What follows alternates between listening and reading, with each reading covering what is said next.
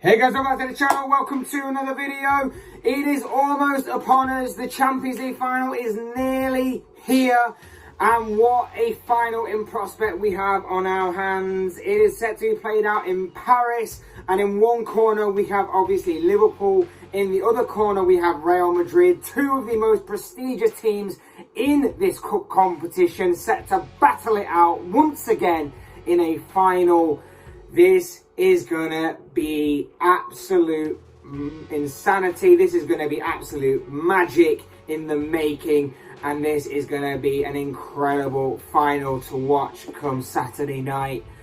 We're going to be talking all about the final. We're going to be giving a big preview on the final and what to expect and all the makings of going into this game, and obviously giving a prediction and everything and so on and so forth in a typical kind of preview. But before we get into all of that, I would like to remind you all to quickly please like the video and also subscribe if you're new. Both things are always and have to be greatly appreciated. But for now, let's get into the preview, because that's all what you're here for. Let's get into the preview. Let's talk Liverpool versus Real Madrid, Champions League final, a proper Champions League final, and encounter this one, because these are two of the most prestigious teams in this competition. Liverpool are going to be chasing a 7th Champions League title. Real Madrid are chasing a 14th, but there's a lot more going into it than just that as well. If you're a big fan of storyline and narrative, then of course there's a lot to sink your teeth into and to feast your eyes upon, because of course this has a lot of history behind it. Not just these two teams in terms of this competition, but together these two teams have got a lot of history. In 1981, of course, Liverpool and Real Madrid battled it out in Paris for the Champions League final. In that year, Liverpool came out on top. So this is an exact carbon copy, it seems, of that final. Will Liverpool come out on top yet again, or will Real Madrid get revenge for that year? There is also, of course, the storyline of the 2018 final in Kiev. We all know what happened that night. Real Madrid came out on top in that encounter, in a game that obviously saw Madrid claim their 13th Champions League title, and of course their 3rd in consecutive seasons as well. It was a night that was overshadowed by, of course, a goalkeeping nightmare, a goalkeeping disaster class from Loris Karius. He won't like me for reminding him of that if he is watching, or if someone showed him this video, which is highly unlikely, but he won't like me for reminding him about that. There was also the incredible season that Mohamed Salah had that ended in complete tragedy, with obviously getting injured just after the half-hour mark. He wasn't able to see out the rest of the Champions League final, having to come off with injury thanks to Sergio Ramos. And of course, Gareth Bale stole the headlines with a great display. He of course scored 2 of the goals in that final, and one was an absolute worldie of an overhead kick that secured Real Madrid that Champions League title on that night. So there's a lot of narrative and a lot to sink your teeth into if you're a fan of storyline and story arc and everything, and it all comes back around to this 2022 Champions League final in Paris, Liverpool versus Real Madrid. And I think you'd have to say, like, since obviously that final, Liverpool have gone from strength to strength. They've obviously won plenty of silverware between then and now. They've grown as a team, they've grown as a squad, they've grown as a club. They've got a stronger mentality, they've got strength in depth, they've got strength in quality and in talent and everything. It's all come good. It's all come good for Jurgen Klopp's side, and I'd have to argue that maybe Real Madrid have somewhat gone on the decline a little. Not entirely their fault. I think there is definite reasons as to why that is. They definitely are not the same Real Madrid side that beat Liverpool back in 2018 in their last final in this competition. They still remain strong. They still remain a solid outfit nonetheless. But I just think that maybe obviously with the regeneration of the squad that is currently going on with Real Madrid, getting some of the old players out, bringing in some new players, and mixing some of the experience with inexperience and so on and so forth, it's obviously made Madrid a little weaker, with all due respect. But obviously in the long term, it will probably all work out well for Madrid. They still did manage to knock Liverpool out last season, of course, in the Champions League, but I don't pay too much attention, simply for the reason that Liverpool were obviously not at full capacity, they weren't at full strength, and I think there were a lot of reasons as to why Madrid did go and knock Liverpool out last season. They were still a very good side, they still very much deserved it, and I'm not trying to take anything away from that performance and that result, but I think that obviously this time around Liverpool will be pretty much at full strength, and therefore will prove to have a much better and stronger task ahead of them for this fixture. Both teams got here in their own way, with their own struggles and obviously their own trials and tribulations and all that. Liverpool obviously had to make it out of the group of death, in which featured Atletico Madrid, Porto and AC Milan, a very tough group that Liverpool actually passed with flying colours. Their reward was a round of 16 encounter with Inter Milan, in which Liverpool of course came out on top despite losing that second leg, and then went on to face Benfica in the quarters, in which Liverpool came out on top again, and in the semi-final of course Villarreal were waiting for them, in which Liverpool managed to get past them as well to make it to Paris to this final. Whilst Real Madrid, of course, they had a group of Inter Milan, Shakhtar Donetsk and Champions League debutant Sheriff, and it was actually the debutants in Sheriff that gave Madrid a tough game and a tough loss to take very early on in the group stages, but Real Madrid rallied from there and managed to win all of their remaining group stage games to obviously qualify for the knockout stages. They managed to beat PSG in the round of 16 thanks to a brilliant 10-minute display from Karim Benzema in the second leg that really knocked PSG out of that competition.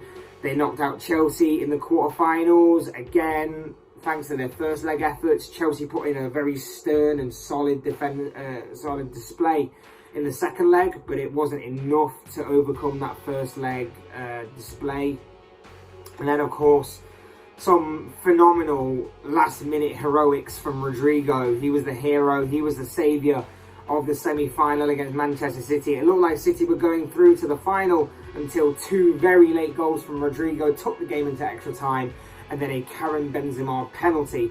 Benzema, who by the way we'll get onto and talk about a lot in this later on in the video, saved Real Madrid and punched their ticket to Paris to play Liverpool in the final. So both teams have obviously faced their own difficult tasks to get to this stage, and now it all comes down to one game in Paris. This mad Champions League run. It's going to be an insane encounter. I hope it's going to be a very entertaining one. And it's one that I think, on paper, I would say, and I have a strong belief in this, that Liverpool are the stronger of the two. I genuinely believe that Liverpool are stronger of the two. And it's not just me being biased, it's not just me being a Liverpool fan saying that. I genuinely believe Liverpool are the stronger of the two in terms of the strength and depth, because I believe that Liverpool's defence and Liverpool's attack in depth and in terms of their starting 11 are better than Real Madrid. I still think Real Madrid have got a solid squad. I still think they've got a very good squad, and I think their midfield is actually better. I think in terms of the experience and the talent that is on display within the midfield three that we all know and we'll obviously talk about more as the video goes on. But they've also added more strength to their midfield as well in terms of depth. And I think that maybe Madrid have maybe a better midfield, but in terms of defence and attack, Liverpool are stronger. And I think we've seen that across the years as well. Ever since that final, Liverpool, like I say, have grown. They've obviously won major trophies since then. They actually won the Champions League, obviously, the year after. The following year, they won the Premier League. This year already, they've won the Carabao Cup and the FA Cup. So they've got experience, more experience of cup finals. They've grown and grown and grown each and every single year. And they obviously have Champions League history along with Real Madrid, but they also have more fuel to the fire this year because of obviously what happened in 2018. The likes of Trent Alexander-Arnold, the likes of Virgil van Dijk, the likes of Sadio Mane, the likes of Jordan Henderson will all be chomping at the bit to try and exact revenge and redemption for that 2018 final. And of course, Mohamed Salah, more than most, he's already spoke about how he wanted Madrid in this final, and now he's got his wish. It's time for him to deliver. And I think that if Liverpool manage the occasion, and if they rise to the occasion, if they manage the emotion of the game, and they play their way, and they obviously play as we know they can, Liverpool will obviously have an extremely good chance of winning this game and lifting their 7th Champions League title. But that isn't to say that this is going to be easy, of course not. Madrid have their own way of playing. They are, of course, going through a bit of a transition period. They're mixing the old with the new, so to speak. They are regenerating this squad with more youthful players. They've still got some of the more experienced spine in there, the likes of Courtois, the likes of, like I say, the midfield three of Toni Kroos, Luka Modric and Casemiro, and of course Benzema is up front. They're starting to mix some of that experience with some youth, and obviously it will obviously pay off in the long run for this incredible club. And like I say, they have incredible Champions League and European pedigree and history as well. That's obviously not to be overlooked, because I believe that is a big part as to why they got through the likes of PSG, Chelsea and Manchester City in the semi-final. Especially that kind of mentality, that kind of history to draw upon. They did that, and that is exactly what's got them to this point. I don't think many people are expecting Real Madrid to get this far, but they have, and fair play and all credit to them. And not just that as well, but it's also going to be a battle of the managers as well. Carlo Ancelotti is insane. He is incredible. He's a manager that's seen it all and done it all in this game. And again, he can make incredible history if he does win this Champions League title on Saturday.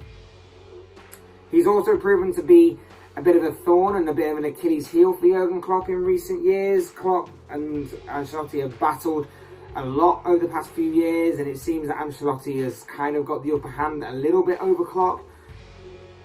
So it's a chance for Klopp to get redemption as well. It's a chance for Ancelotti to assert himself even further in the history books of world football and be even more decorated and even more prestige than he already is right now. So there's a lot on the line for both managers as well. It's going to be a very interesting sort of chess match as to see how these two managers manage the game and how they try and manage the occasion. We know that obviously Ancelotti is more calm, cool and collected, whilst Klopp wears his heart on his sleeve. So it's going to be an interesting battle between the two managers in terms of the contrast in personalities and obviously the contrast in styles of play. Talking about the styles of play, we know how Liverpool will set up. We know that they'll press from the front. They'll look to unnerve Real Madrid at times, and they'll look to try and blitz Madrid in various parts of both halves. But they won't obviously have it all their own way. They'll want to obviously try and dominate and keep hold of the ball for the majority of the game. And I think that Madrid will be happy enough for Liverpool to keep hold of the ball and look to pick their moments. We know that Madrid, if this competition this season has been anything to go by, we know that Madrid are more patient in their approach. We know that they are more progressive. We know that they will try and look to grow into the game as the game goes on and look to try and pick their moments. And already mentioned Benzema, but all he needs is one chance. All he needs is one very good chance, and he'll 9 times out of 10 he'll take it. When you've got that kind of exceptional striker up front for Madrid, they just need to pick their moments, and Madrid will get their moments because Liverpool's high line will be something that I'm sure Ancelotti's already identified as a potential weakness. We know that obviously they like to leave space in behind the fullbacks, and that obviously is a danger when you've got the likes of Rodrigo and Vinicius Jr. in them wide positions. That's also going to be something that Ancelotti has obviously identified. That, and along with obviously what Ancelotti knows of Liverpool from having previous encounters with this club, we know that this is going to be a very intriguing match and a very intriguing game plan from both managers as to how to try and hurt the other whilst trying to defend at the same time. So that's going to be very interesting to watch on Saturday. Look, I think if you're Liverpool, you're going to want to try and draw Madrid out early. I think you're going to want to have a fast start, a quick start, the kind of start that Liverpool had in the FA Cup games against Manchester City and Chelsea in the first half of both the semi-final and the final. You're going to want a quick start. You're going to try and open the game up. A goal inside the opening 15 minutes will be the dream start for Liverpool, in my opinion. And especially when you consider that I believe that the front three of Liverpool is the best, is one of the best in the world. I think the front three of Liverpool, whichever way you look at it, is one of the best in the world. I think when you add depth to that, obviously it gets better. But I think that whichever three the Liverpool go for, I believe it's one of the best, more reliable front threes in world football. And I'd say that Real Madrid's defence isn't exactly that reliable. I think it's arguably the weakest point of their squad. And I think that if Liverpool can really get at them, they can really cause some damage and some real nervous moments for whatever back four Carlo Ancelotti decides to put out there on Saturday. I think the longer the game goes on, it won't necessarily unnerve Liverpool if it does remain goalless, because let's face it, Liverpool have obviously gone through 2 domestic cup finals this season, going the full distance of being goalless against Chelsea in both the Carabao Cup and the FA Cup, and still managed to go on and win both games on penalties. So I don't think it will unnerve Liverpool so much, but I think it will probably favour Real Madrid more, due to the fact that Madrid are more patient, they are more assertive in those kind of situations and those scenarios. I think with obviously having the manager at the forefront to kind of guide teams through that kind of phase of play. And as we've already seen in this competition, they are not unnerved by going a goal down. They are not unnerved by the game being drawn out to a drawing scenario. So I think that the longer it goes on goalless, it will favour and be much more happier to Real Madrid and to Carlo Ancelotti, and they'll be more content with it because they know that they can pick their moment to spring forward and spring an attack. And like I say, with Benzema up front, with how incredible he is, all he needs is one opportunity, and 9 times out of 10 he'll take it. And then it's up to whether Virgil van Dijk, who will probably be battling against him, or Alisson in the Liverpool goal, of course, will be up to the challenge. And that's going to be a very intriguing battle nonetheless. I think it's cliche to say this, but I'm going to say it anyway. The midfield battle is going to be key. Liverpool's midfield does have some question marks in terms of fitness. The likes of Fabinho and Thiago have obviously been a bit of a doubt. Both have been in training this week, so it does seem that both are going to be able to play in this game in some capacity, but we don't know the extent of their injuries, and therefore we don't know how many minutes they'll get each. I would imagine that if both can't play out the full 90 minutes, I would imagine that one starts and one comes off the bench later. But it is good that both players are going to be are looking likely to be in this game. It is a very good sign that Liverpool are going to be with their best 2 midfielders in this game, particularly Thiago, whose control and passing is going to be necessary and a key part of Liverpool's setup, I believe. And especially when you consider as well that they're going to be up against a very tough midfield in Real Madrid. We've already mentioned Luka Modric, Toni Kroos, Casemiro. They are incredible. They are the old guard of Real Madrid. They're the most notorious midfield 3, I believe, in world football right now. And they are just incredible. They may be getting older in age, but they are aging like fine wines. They just work. They're like a well-oiled machine. They are incredible. And it's going to be a tough ask for both of these midfields to contain the other, I think. But especially when you consider for Liverpool more, because I think that Madrid do have more strength and depth. Particularly when you look at Federico Valverde and, of course, Eduard Camavinga. Camavinga in particular was a big game changer in that semi-final, and is obviously going to be a massive, massive player in years to come when he obviously gets a bit more experience under his belt and obviously irons out some of the creases in his craft. He is going to be a monster of a midfielder going forward, it seems. But there are tough battles elsewhere, not just in terms of midfield, but there are tough battles elsewhere. You look at Van Dijk versus Benzema, we already touched upon it. The best defender in the world against arguably the best attacker in world football right now. That's going to be a very intriguing battle. You've got Mohamed Salah against Ferland Mendy. Salah, like I say, will have extra fuel in the belly because of obviously what happened in the 2018 final that we've already touched upon. It's going to be a tough ask for Mendy to try and contain him for the entirety of the game. Sadio Mane against Eder Militao. I think Militao was arguably the weaker of the back four in terms of quality, and I think that obviously I saw him against. I've seen him in the Champions League already this season. He doesn't really fill me with a lot of confidence defending wise, and I think Sadio Mane can probably isolate him and stick with him. I think he might get a lot of joy against him. And of course, Luis Diaz against Dani Carvajal. Carvajal, very experienced, but Luis Diaz has been incredible, obviously, since his arrival at Liverpool. His control, his pace, everything about him is just incredible. Still needs to iron out a few things. Still needs to obviously sharpen up a little bit in terms of decision-making, I believe, sometimes. But he has been an absolute sensation since his arrival at Liverpool. And it's going to be very interesting to see how Carvajal deals with him, and obviously the relationship that he's got with Robertson on that left, and obviously the kind of intricate triangles he can play with Thiago, and if Mane can help him out as well. That's going to be a very interesting sort of double-up battle against him and Militao in particular. And then there's the big one that everyone has kind of pinpointed. Trent Alexander-Arnold against Vinicius Jr. This one is going to be very intriguing because we all know that Vinicius Jr. will get maybe one or two moments against Trent. It's just the way that Trent plays that's going to allow Vinicius Jr. to get into some dangerous positions from time to time in this game. It's just whether or not Vinicius can make the right decision when it comes to the final third, whether he plays in Benzema, whether he goes for goal himself. He will get opportunities against Trent. The big thing for Trent is how he kind of adjusts his game.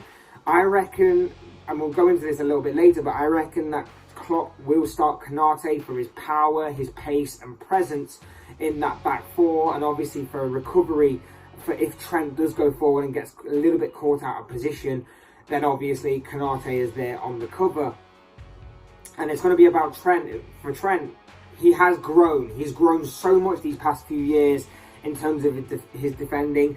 The argument that Trent can't defend is such now a lazy argument and cannot actually be used against him. Sure, he does have the odd moment or two where, you know, he does get caught out of position, he doesn't track the runner, he is at fault for a chance or a goal or whatever, but he has got so much better at defending these recent years that to say he can't defend is a lazy and now stupid argument to make. But that is going to be one of the key battles for both sides as to who comes out on top. And obviously, I'm praying that Trent has the game of his life, both in terms of defensively and offensively, in trying to help Liverpool win this game. For Liverpool, I'd expect Alisson starting goal. Trent Alexander-Arnold, obviously right back, we talked about him. Robertson at left back. Van Dijk is the definite starter in the heart of the defence. Then it's between Matip and Konate. I wouldn't be surprised whichever one Jurgen Klopp picks, and it wouldn't bother me either way. I think he'll give Konate the nod over Matip just about because A, he seems to be his cup defender alongside Van Dijk, and B, I believe that, like I say, with his presence, his power and his speed and also his aerial ability, he's going to be a threat in obviously the opposition box as well as defending his own box as well, that I think Konate would just about get the nod over Matip in this instance. Henderson starts for me because whether he goes with Fabinho or Thiago or maybe even both, maybe depending on how many minutes either one of them can play. Like I said, I would suspect that he probably starts one of them, keeps one of them on the bench. If they can't both play, I'd love to see both start. And then I think it would be a midfield of Fabinho, Henderson, Thiago. But just in case that one of them can't play, Henderson may drop into the 6th for Fabinho, or Fabinho starts in the 6th, and then maybe Naby Keita starts instead of Thiago. Either way, three of those four is going to be in that midfield, depending on obviously fitness and injury concerns to both Thiago and Fabinho.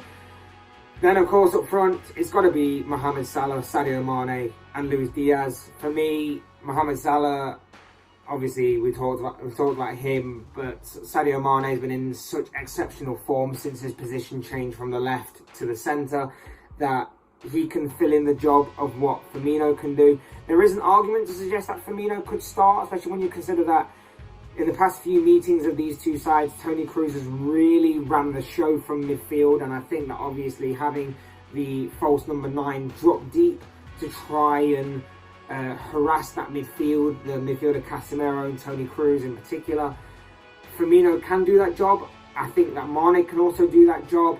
Firmino also can knit things well a little better and be more intricate in terms of his overall play than Mane, but Mane can still do that to a good extent as well. So I think Mane gets the nod because of his form and because Firmino's been missing out with injury for the past few weeks. I know he has just come back the past couple of games, so I think Mane gets a head start, but Firmino is not a bad option to come off the bench. And obviously they'll also have the likes of Curtis Jones, Diogo Jota of course, and whether it's Thiago, Keita or Fabinho, one of those three in midfield to come off the bench as well. For Real Madrid, Thibaut Courtois starts in goal, Carvajal right back, left back for Mendy, centre back pairing could be interesting. Militao and Nacho Fernandez have been the pairing in recent La Liga games for Madrid with David Alaba injured, but it seems that Alaba could be returning in this game, and if he does, it'll be interesting to see which one of those he replaces and obviously switches to that left hand side. In my opinion, it will be Militao and Alaba, but Militao, like I say, hasn't filled me with confidence, and apparently, from what I've been reading, hasn't filled a lot of people with confidence either in the heart of the defence. So that could be interesting to watch. We've already talked about Kroos, Modric and Casemiro in midfield. I'd imagine Rodrigo starts on the right, Vinicius starts on the left, and Benzema is up front. And then obviously you've got the likes of Camavinga and Valverde for midfield depth, as well as Asensio and Vazquez and Isco for attacking options as well from the bench. So there's a lot to look at, there's a lot to focus, there's a lot to consider, but this could be a very close and intriguing game, and one I'm very much excited about, not just because I have an actual horse in this race, but because it's just the Champions League final, isn't it? It's a massive spectacle, it's going to be watched by millions around the world, it's going to be an incredible game in prospect between two of obviously this competition's biggest and best and most prestigious teams of this time. Like I say, I think Liverpool are the stronger of the two. I think Liverpool are the stronger. I think they've got the stronger starting 11. I think they've got stronger depth, but that doesn't mean to say that this is going to be easy or this is going to be a foregone conclusion. I think that Madrid can obviously compete against Liverpool for 90 plus minutes, however long the game may go on for. They'll make it difficult. They have experience in key areas and obviously depth in key areas as well. Liverpool can match that to an extent, not entirely in certain aspects, but they can definitely match it. And Liverpool will have to overcome everything. They'll have to overcome the occasion. They'll have to overcome how Madrid will likely play, be more patient, pragmatic, and obviously try and bide their time, bide their moments. Liverpool just can't get sucked into Madrid's game plan. They've got to play at their own pace, they've got to quicken the tempo, and they've got to hit Madrid when it matters and hit them hard. Because like I say, I genuinely believe that Madrid's defence is the weakest point and the most vulnerable point of their squad. And if Liverpool are on it, as we know they can be, if they are picking the right passes, if they are taking the right opportunities and the right chances, and if they are on it from that first whistle to the last, if they are on their game plan, if they are playing for each other and playing for the fans as well, Liverpool will win this game and lift their 7th Champions League trophy. And that is what I'm going with. I'm going for a 3-1 Liverpool win. I just think that Liverpool will have enough about them to get across the finish line and hit Madrid where it hurts.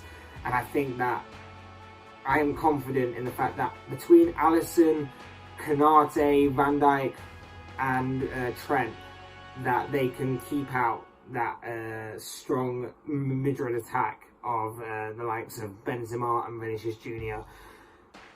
Midfield's going to be a question mark, but I think that if Klopp manages it right and if he uses the right combination in midfield, given obviously what he's allowed to use and given the restraints of maybe injury and fitness between both Fabinho and Thiago in particular, Liverpool can definitely win this game. Like I say, 3-1 Liverpool is my prediction, but of course these are just the thoughts, comments, opinions, predictions, whatever you want to call it, of this guy. I want to know what you guys think. What do you make of this massive Champions League final that is coming up between Liverpool and Real Madrid? I'd love to know your thoughts, your comments, opinions, but most of all, of course, your feelings and predictions on this game down below in the comment section, because I'm sure it'll make for interesting reading.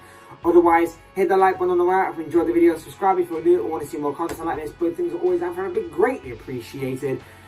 Thank you all so much for watching and listening. I've been Fletch. This has been another Fletch Talks video. Come on, Liverpool!